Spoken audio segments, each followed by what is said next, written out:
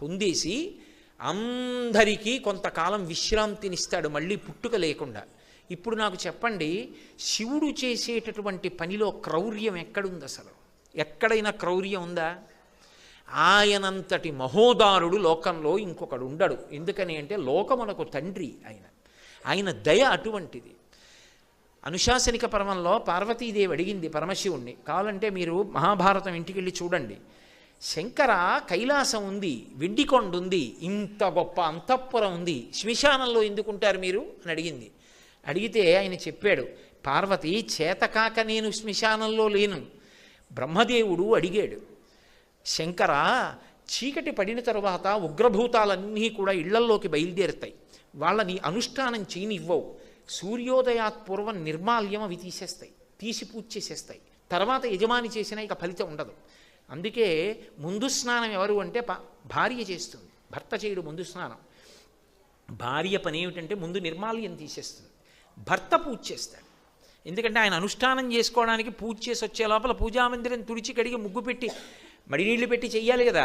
నిర్మాల్యం తీయడం భార్య పని. అందుకే ఇప్పటికీ శ్రీకాళహస్తిలో శివలింగానికి ముందు అభిషేకం చేయరు, జ్ఞానప్రసూనాంబకి ముందు అభిషేకం, ఇల్లాలు ముందు స్నానం అనడానికి గుర్తు అక్కడ.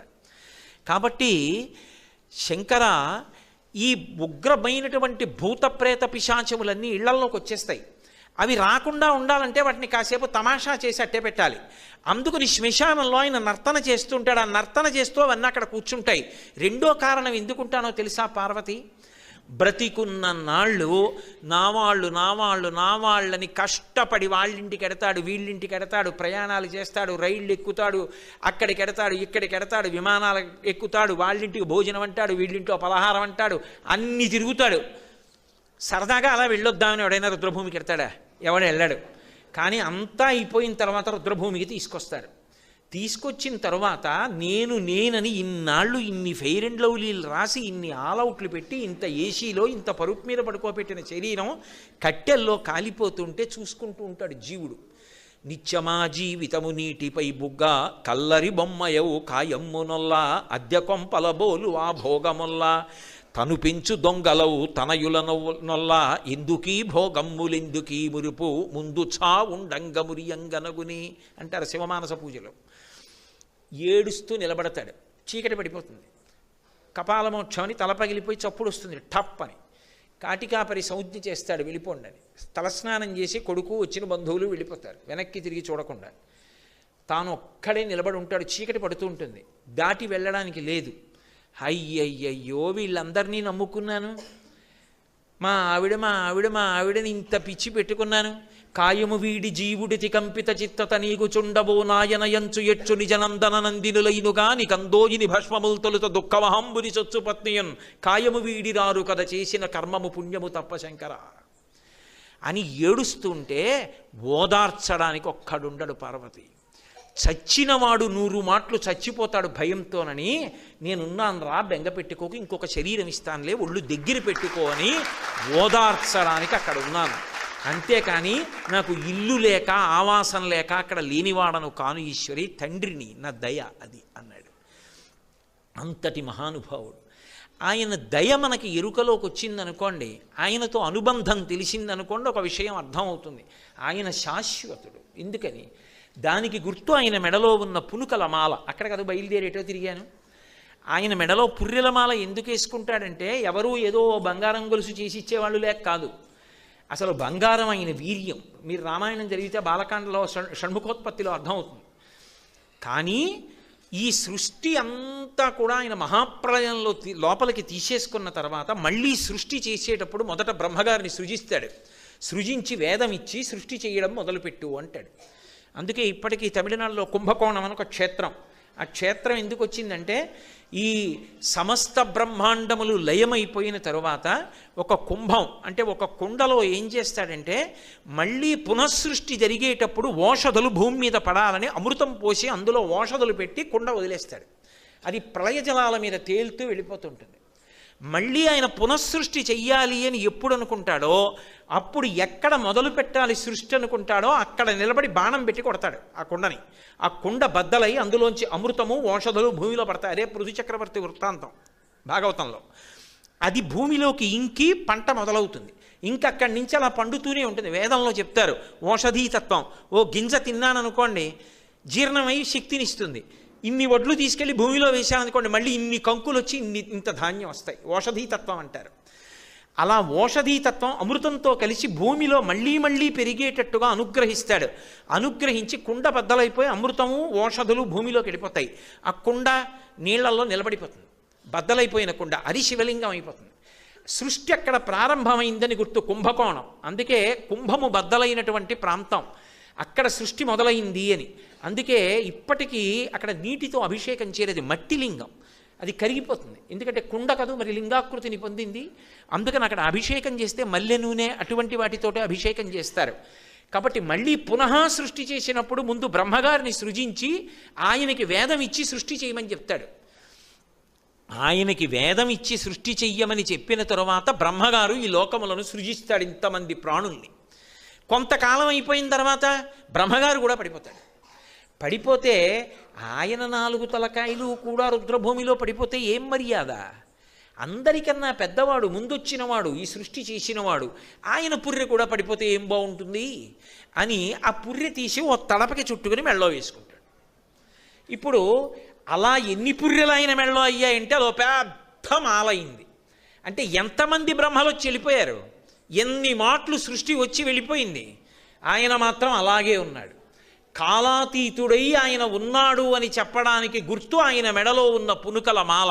అంతేకాని ఏదో చేతకాక వేసుకున్నటువంటి మాల కాదా మాల. కాబట్టి పునుకల పేరు కంఠమున భూరి భుజంగము భూషణంబుగా అనయము భస్మధారణము యద్రి నివాసము మేరు విల్లుగా అనువుగ దంతి చర్మమును హస్తములందు కపాలశూలముల్ పడివడిదాల్తు శంకరు కృపావరు రూపమును ఆశ్రయించదన్ అంటారు. అటువంటి శంకరుడు ఉన్నాడే, అటువంటి పరమాత్మ ఉన్నాడే, ఆయన శంకరుడు అనండి, విష్ణువు అనండి, నాకేమీ అభ్యంతరం లేదు. ఎందుచేత అంటే ఉన్నది ఒక్కటే పరబ్రహ్మం. ఆ పరబ్రహ్మం అన్ని రూపాలు పొందుతూ ఉంటుంది.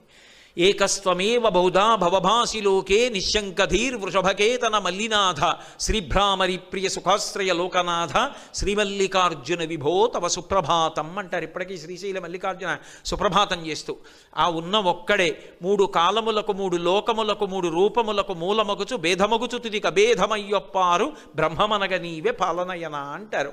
ఆ ఒక్కడే బ్రహ్మ అవుతాడు, విష్ణు అవుతాడు, శివుడు అవుతాడు, 3 లోకములు అవుతాడు, 3 కాలములు అవుతాడు. జ్ఞానము చేత 3 ఒక్కటైపోతాడు.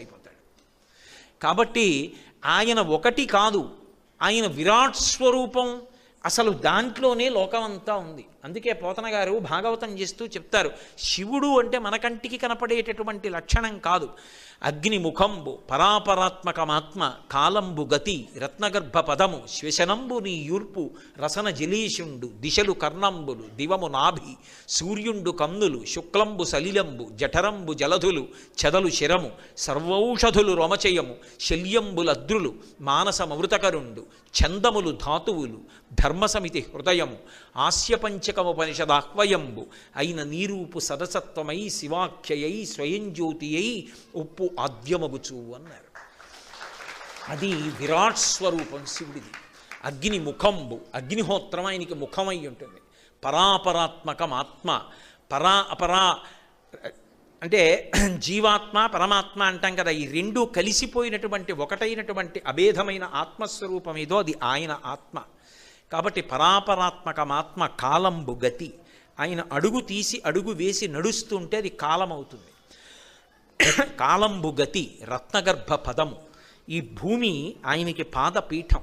శ్వసనంబుని యూర్పు, ఈ వాయువంతా ఆయన ముక్కులోంచి వచ్చిన గాలి. రసన జలేషుండు, సముద్రములన్నీ కూడా ఆయన నాలుక రుచి. ఇలా ఆయన విరాట్ స్వరూపంలో నిండి నిబిడీకృతం అయిపోతాడు. అందుకే ఒకప్పుడు దూర్జటికి అసలు యథార్థమైన శివలింగ స్వరూపం చూడాలనిపించింది. శివుణ్ణి వేడుకున్నాడు, శివా నాకు ఒక్కసారి చూపించండి అని అడిగాడు. భక్తికి లొంగిపోతాడు కదా మహానుభావుడు. ఒకనాడు సువర్ణముఖరి నదిలో స్నానం చేసి ఒడ్డుకొచ్చి ఒళ్ళు తుడుచుకుంటున్నాడు. అనుగ్రహించాడు. అకస్మాత్తుగా ఆయనకి ఈ మొత్తం బ్రహ్మాండమంతా కలిపి శివలింగంగా కనపడింది. అండము అంటారు, గుడ్డు గుండ్రంగా ఉండదు. బ్రహ్మాండం అంటే గుడ్డు. ఇలా పానవట్టం ఉత్తర దిక్కుకి ఎలా ఉంటుందో పానవట్టం బట్టి చెప్తారు ఉత్తర దిక్కుని. ఎందుకంటే శివుడికి అభిషేకం చేసిన పదార్థాలు ఎటుపడిపోతాయో అదే ఉత్తర దిక్కు. అందుకే శివాలయంలో కడితే దిగ్భ్రాంతి పోతుంది, ఏది ఏ దిక్కు అన్నది తెలియకపోవడం ఉండదు. ఉత్తరం తెలిస్తే మిగిలిన తెలిసిపోతాయి. ఆయన చూసేటప్పటికి ఆయనకి ఎలా కనపడిందంటే ఉదయగ్రామము పానవట్టము అభిషేకో తత్ప్రవాహంబు వార్ధి ధరిద్ధాంతము ధూపధూమము జ్వలద్దీప ప్రభారాశి కౌముది తారానివహంబులద్భుత సుమంబులుగా తమోదూత సఖ్యదమై సీత గభస్తి బింబ శివలింగ పొప్పె ప్రాచీదిశన్ అన్నాడు. ఈ బ్రహ్మాండమంతా ఒక శివలింగంలా కనపడి నక్షత్రములన్నీ దేవతలు పూజ చేసినటువంటి సువర్ణ పుష్పాలైతే ఉత్తర దిక్కున ఉన్న సముద్రాలు అభిషేకం చేసినటువంటి జలాలు అటు పడిపోయాయి. అలాగే ఆయనకి వేసిన ధూపమే ఈ చుట్టూ అలుముకున్నటువంటి పొగ. శంకర, నాకు ఇప్పుడు అర్థమైంది, ఇది నీ విరాట్ స్వరూపం, ఈ బ్రహ్మాండమంతా నువ్వు నిండిపోయి ఉన్నావు. అది కూడా ఎంత అంటే చెప్పడం కష్టం. అందుకే శివార్చన చేసే ముందు, అభిషేకం చేసే ముందు అభిషేకం గొప్పదా, అభిషేక మంత్ర జపం గొప్పదా, అభిషేకంలో ముందు ధ్యానం గొప్పదా అంటే యథార్థమునకు ధ్యానమే గొప్పది. మీరు ఎన్ని పదార్థాలతో అభిషేకం చేశారన్న దానికన్నా కోరిక ఎందుకు తీరుతుందో తెలుసా? మీరు ధ్యానం ఎలా చేస్తున్నారన్న దాన్ని బట్టి తీరుతుంది. ఈ మాట నా సొంతంగా చెప్తున్నానని మీరు అనుకుంటున్నారేమో. నా ప్రాణం పోయినా నా సొంత అభిప్రాయాలు నేను ప్రార్థన చేశాక చెప్పను. ఎందుకంటే శాస్త్రంలో ఏం చెప్పారో అది చెప్తాను, అది చెప్పడానికే జీవితం చాలదు, ఇక కొత్త విషయాలు ఎందుకు. ఆపాతాళ నభస్థలంత భవన బ్రహ్మాండమా విస్ఫురత్ జ్యోతిస్ఫాటికలింగమౌళి విలసత్పూర్ణేందువంతామృతై అస్తోకప్లుతమేకమీశమనిశం రుద్రాను వాకాన్ జపం ధ్యాయేత్ ఈప్సిత సిద్ధయే ధ్రువపదం విప్రోభిషించేచ్చివం. ధ్యాయేత్ ఈప్సిత సిద్ధయే వేదం చెప్పింది. ఇలా ముందు ధ్యానం చేయి, నీ కోరిక తీరుతుంది. కోరిక అంటే అవసరమైతే తీరుతుంది అని అర్థం చేసుకోవాలి ఎప్పుడు. అంతేగాని నేను అమెరికా అధ్యక్షుడిని అవ్వాలని కోరి అభిషేకం చేశానంటే అవలేదు అనకూడదు. ఆ కోరిక తీరితే నాకు అభ్యున్నతి కలుగుతుందంటే ఈశ్వరుడు తీరుస్తాడు అని అన్వయం చేయాలి, లేకపోతే దానికి అర్థం ఏముంటుందండి ఇంకా. కాబట్టి పరమశివుడి యొక్క రూపం పాతాళం నుంచి ఆ పై వరకు నిండిపోతుంది. కింద ఎక్కడ వరకు ఉందో పైన ఎక్కడ వరకు ఉందో ఎవరికి తెలియదు. అందుకే మనకి వినయం కలగడం కోసమని ఆవిర్భావలింగం ఉంటుంది. ఆవిర్భావలింగాన్ని చూస్తే వినయం కలుగుతుంది. మీరు ఎప్పుడైనా ఆవిర్భావలింగం చూడాలంటే మీరు శ్రీకాళహస్తి దేవాలయంలో కనపడుతుంది. ఎందుకంటే తరచుగా వెడతారు కదా అందరూ, అందుకని నేను అది మనవి చేస్తున్నా. శ్రీకాళహస్తి దేవాలయానికి ప్రదక్షిణం చేస్తున్నప్పుడు ఆలయం వెనక్కి వెడితే ఆలయం వెనక గోడ మీద ఉంటుంది శివలింగాకృతి ఉండి మధ్యలో ఇలా చిరిగినట్టుగా ఉంటుంది. అందులో శివుడు సాకారంగా ఉంటాడు, కానీ పాదాలు కనపడవు. పాదాలు ఎక్కడున్నాయో తెలియదు, కింద తల కనపడదు. ఇక్కడి నుంచి ఈ పాదాల మంజీరం వరకు మాత్రం కనపడుతుంది. ఈ కింద ఒక పంది వెళ్ళిపోతూ కనపడుతుంది, పైన ఒక హంస వెడుతూ కనపడుతుంది. ఏమిటో తెలుసా దాని అర్థం? శివలింగం ఎక్కడ వరకు కింద వరకు వ్యాప్తి చెందింది తెలియదు, పైన ఎక్కడ వరకు ఉంది తెలియదు. అది వెతకడానికే బ్రహ్మ విష్ణువులు ఇద్దరూ ఒకానొకప్పుడు హంస రూపాన్ని వరాహ రూపాన్ని పొంది ప్రయత్నించి మేము కనుక్కోలేకపోయాము అన్నారు. అంటే ఆయన వ్యాపకత్వం చెప్పగలిగిన వాడు లేడు. అందుకే శివుడికి ఒక విచిత్రమైన నామం ఉంది, స్థాణుహు అని. స్థాణుహు అంటే కదలనివాడు అని చెప్పకూడదు. చూడండి, నేను అలా వెడుతున్నాను అనుకోండి, అయ్యా తొందరగా వెళ్ళాలి కొంచెం తప్పుకోండి అన్నాను అనుకోండి, అలాగే నించున్నాడు అనుకోండి, ఏమి స్థాణువా ఏమి మీరు తప్పుకోరే అన్నాను అనుకోండి. స్థాణువా అంటే స్తంభం ఉందనుకోండి, తప్పుకోండి తప్పుకోండి అంటే తప్పుకుంటుందా? స్థాణువు అది జరగదు, స్పందించదు. స్థాణువు అంటే ఇక కదలని దాన్ని స్థాణువు అంటారు. పరమశివుడికి స్థాణువు అని పేరు. ఆయన కదలడు అని చెప్తే జడమైపోతాడు. కదలనివాడు కాడు, కదలడానికి చోటు లేనివాడు. ఆయన అంతా నిండిపోతే ఇంకా ఆయన ఎక్కడ కదులుతాడు? ఆయనకి కదలడానికి చోటు లేదు, ఇంకెక్కడికి వెడతాడు? అంతా నిండిపోతే ఆయన. అది జ్ఞాని కూడా ఆ స్థాయినే పొందుతాడు. అందుకే నేను లేని చోటే ఇది అంటూ ఉంటాడు. భగవాన్ రమణులు అలాగే అంటుండేవారు. కాబట్టి భగవంతుడి విషయంలో అన్నిటికన్నా ప్రధానమైనది ఇది. శివభక్తి గురించి నేను మీకు ఈ విషయాలు ఎందుకు మనవి చేశాను ఇవ్వాలంటే, అసలు ఈశ్వరుడి కన్నా గొప్పది వేరొక వస్తువు లేదు. ఆయన అనుగ్రహంతో మనం బ్రతుకుతున్నాం.